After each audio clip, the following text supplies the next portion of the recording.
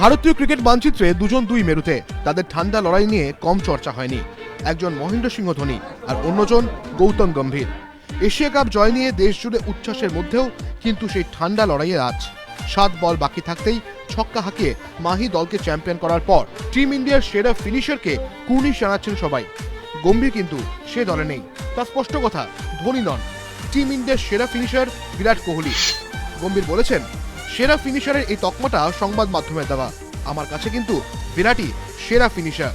একজন ওপেনারও দলের সেরা ফিনিশার হতে পারে, তাকে যে 6 বা 7 নম্বরে ব্যাট করতে নামতে হবে তার কোনো মানে নেই। বরং ধোনি প্রসঙ্গে প্রাক্তন ভারতীয় ওপেনারের মন্তব্য, বারবার ধোনিকে বলতে শুনেছি ব্যাটিং অর্ডারে উপরের দিকে সে নিজেকে তুলে আনতে চায়। কত নম্বরে ব্যাট করতে নামবে সেই সিদ্ধান্ত ধোনিকেই নিতে হবে, সেটা তার পক্ষে ভালো হবে। মেন ইন ব্লুর এশিয়া কাপ জয়ের পরই গম্ভীরের বিতর্কিত মন্তব্য, ফের মাথাচাড়া দেওয়া ঠান্ডা লড়াইয়ের আজ আইপিএলে কি তা আরও তীব্র হবে? জল্পনা তুঙ্গে। এবিপি আনন্দ।